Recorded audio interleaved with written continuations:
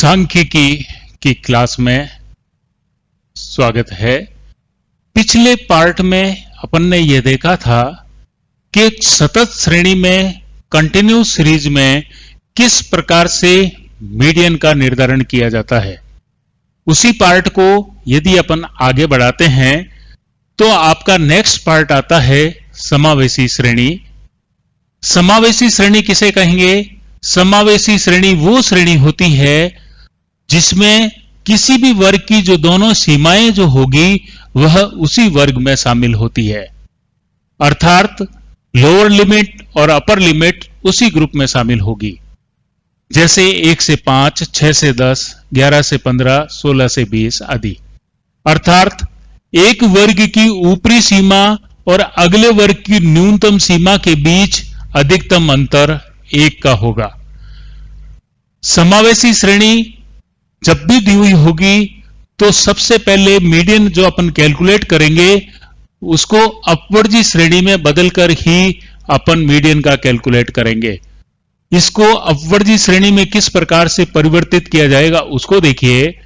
एक अपने पास प्रश्न दिया हुआ है, इसमें 1 से 5, 6 से 10 लिखा हुआ है। इस वर्ग की ऊपरी सीमा और अगले वर्ग की न्यूनतम सीमा के बीच अधिकतम अंतर 1 का है। इसको आधा कर लीजिए और लोअर लिमिट में से घटा दीजिए और अपर लिमिट में जोड़ दीजिए। यदि अपन इसको लोअर लिमिट में घटा दें और अपर लिमिट में जोड़ देते हैं तो अपनी जो सीरीज बन जाएगी वो 0.5 से 5.5, 5.5 से 10.5, 10.5 से 15.5, 15.5 से 25.5, इस प्रकार से यह सीरीज अरेंज हो जाएगी। फ्रीक्वेंसी जैसे लिखी हुई है वैसी की वैसी फ्रीक्वेंसी अपन ने वापस लिख दी। अब इसके बाद इसके स्टेप्स जो होंगे वो होंगे, इसकी संचय आवृत्ति बना लीजिए। पहली आवृत्ति जैसे है वैसे ही अपन ने हो गई। 7 और 10 प्लस कर ले 17 और इसमें ये प्लस करके 33, फिर ये प्लस करके 65 हो गया, फिर इसको प्लस किया 89 हो गया और इन दोनों को प्लस किया 107 आ गया। और जितना आवृत्तियों का योग यहां था उतना ही आवृत्तियों का योग यहां हो जाएगा। अब इसके बाद शेष प्रक्रिया वो की वही रहेगी जो अभी तक अपन ने देखी थी, अर्थात median is equal to size of n upon tooth item, और n अपॉन टूथ जो आइटम जो आपका है वह होगा 123 अपॉन 2, यानी 61.5 आइटम। और 61.5 आइटम जो सर्वप्रथम जो जिस सीएफ में शामिल होता है वह आपका है मीडियन ग्रुप कहलाएगा। अर्थात median group is equal to, median group को देखें तो आपका आएगा 15.5 से 20.5। और फिर आप फॉर्मूला लगा लीजिए, आरोही क्रम में है इसलिए L1 लिखेंगे plus I upon F, small letter में M अपॉन C, और ये आपकी फ्रीक्वेंसी हो जाती है, ये आपकी C हो जाएगी मध्य का वर्ग से पहले वाले वर्ग की संचय आवृत्ति। L1 15.5 लेंगे और इसके बीच में जो डिफरेंस है वो 5 का होगा और ये आपका 40 होगा। और 61.5 में से यदि अपन 33 को माइनस कर देते हैं तो आपका क्या आएगा उसको देखिए। 15.5, 5 अपॉन 40 इंटू 5 का 5.8, 28.5, और अगर इसको विभाजित किया जाए तो 5 और 8 हो जाएगा। और अगर अपन इसको सोल्व अगर करते हैं तो आपका जो सॉल्यूशन जो होगा उसमें जो आपका जो आएगा वह इस प्रकार से आएगा 15.5 और 15.5 प्लस 4.45, और यही आपका जो आंसर होगा 19.95, और यह आपका मीडियन कैलकुलेट हो जाएगा।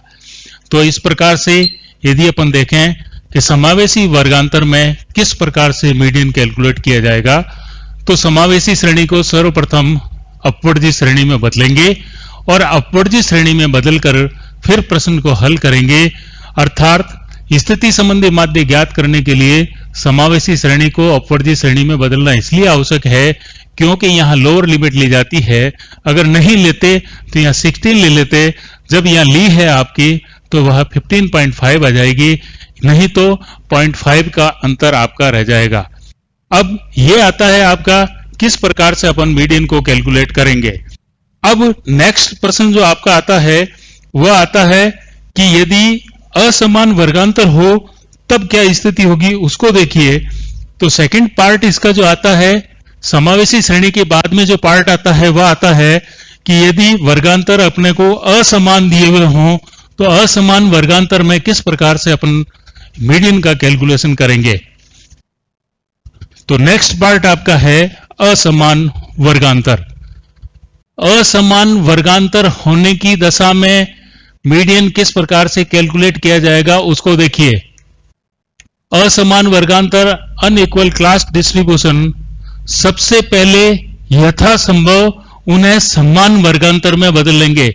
शब्द है आपका यथासंभव, यथासंभव समान वर्गांतर में बदलेंगे और तत्पश्चात स्थिति संबंधी माध्य को कैलकुलेट किया जाएगा। इसके लिए अधिकतम वर्ग विस्तार के आधार पर श्रेणी को पुनर्गठित करेंगे और उसके पश्चात स्थिति संबंधी माध्य ज्ञात किए जाते हैं। मान लीजिए अपने पास किसी प्रकार का कोई एक प्रश्न दे रखा है, इस प्रश्न को अपन लिखते हैं वर्गांतर की स्थिति यह है, क्लास जो दे रखा है अनइक्वल क्लास आपको दे रखी है 10 से 15, 15 से 17, 17.5, 17.5 से 20, 22 से 30, 30 से 35, 35 से 40 और 45 से अधिक। ये आपको कोई सी भी सीरीज दे रखी है, इसके सामने फ्रीक्वेंसी दे रखी है, उस फ्रीक्वेंसी को देखिए। इसको इस प्रकार से लिखेंगे 10, 15, 17, 25, 28, 30 और 40। इस प्रकार की कोई सी भी स्थिति अपने को दे रखी होती है तो देखिए यहां 5 का अंतर है, यहां 2.5 का अंतर है, यहां फिर 2.5 का अंतर है, यहां 8 का अंतर है, यह 5 का अंतर है। जैसे मैंने असमान वर्गांतर में आपको बताया, यथासंभव इन्हें समान वर्गांतर में बदलेंगे और इसके लिए श्रेणी में अधिकतम वर्ग विस्तार के आधार पर सीरीज को पुनर्गठित करेंगे, तत्पश्चात स्थिति संबंधी माध्य कैलकुलेट करेंगे। तो यदि इस सीरीज को देखा जाए तो अपन इसको रिवाइज इस प्रकार से कर सकते हैं। देखिए यहां मैक्सिमम जो अंतर है वो 22 से लगा करके 30 तक का है, मींस 8 का अंतर है, लेकिन 8 का अंतर यहां कहीं सेट आपके नहीं हो रहा है। तो अपन इस सीरीज को इस प्रकार से लिख सकते हैं 10 से 20, 20 से 30, 30 से 40 और 40 से 50। ये आपकी सीरीज होगी। अब 10 से 20 में यह आपकी क्लास आ गई।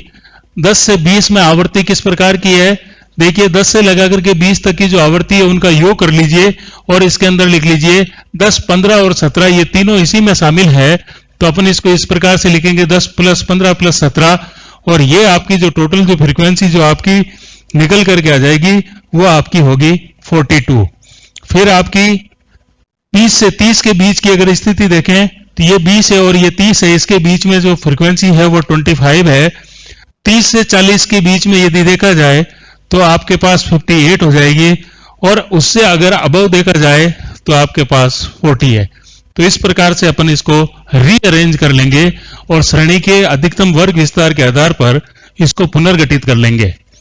उसके बाद जब पुनर्गठित हो जाती है तो इसके पश्चात शेष प्रक्रिया वही रहेगी जो अपन ने पहले वाले प्रश्न में देखी थी। मींस सबसे पहले इसकी संचय आवृत्ति कैलकुलेट करेंगे। संचय आवृत्ति पहली आवृत्ति जैसे है वैसे लिख लीजिए और उसके बाद आगे अपन करेंगे। ये आपका 165 इसका योग आ गया। अब यदि अपन इसका मीडियन कैलकुलेट करेंगे, m = size of n/2 item, अर्थात n/2 पद अपन लिखेंगे। फिर n = 165 को अपन 2 से किया तो ये आपका हो गया 82.5 और 82.5 जो आइटम है वह सबसे पहले जिस संचय आवृत्ति में शामिल होगा उसका जो मूल्य होगा वह आपका मीडियन ग्रुप कहलाएगा। मींस ये 125 CF में शामिल हो रहा है। ये आपकी फ्रीक्वेंसी हो जाएगी, ये आपकी C हो जाएगी और ये आपका मीडियन ग्रुप हो जाएगा। Means median group is equal to, median group जो आपका होगा वो होगा 30 से 40।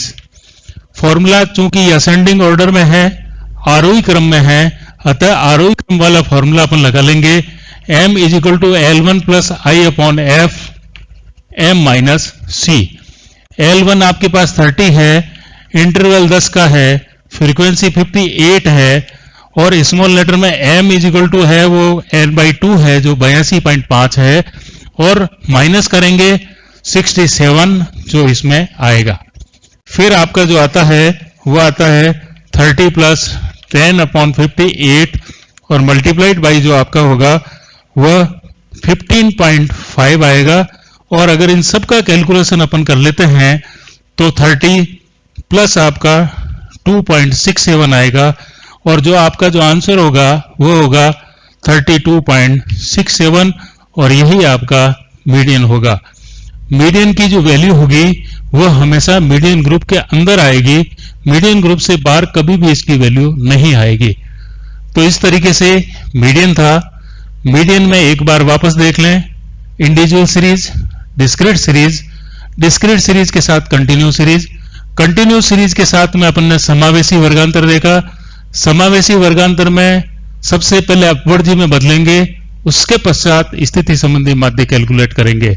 फिर आपका आता है असमान वर्गांतर है, यथासंभव उन्हें समान वर्गांतर में बदल लेंगे, और समान वर्गांतर में बदलने के लिए अपने पास एक फॉर्मूला है, उनको श्रेणी के अधिकतम वर्ग विस्तार के आधार पर पुनर्गठित कर लेंगे, उसके पश्चात ही स्थिति संबंधी माध्य कैलकुलेट किए जाते हैं। स्थिति संबंधी माध्य में आपका मीडियन आएगा और बहुलक आएगा, दोनों के लिए एक ही चीज है कि उन्हें समान वर्गांतर में यथासंभव बदलेंगे और उसके पश्चात हल करेंगे। इसके साथ आपका मीडियन पूरा होता है। Thank you.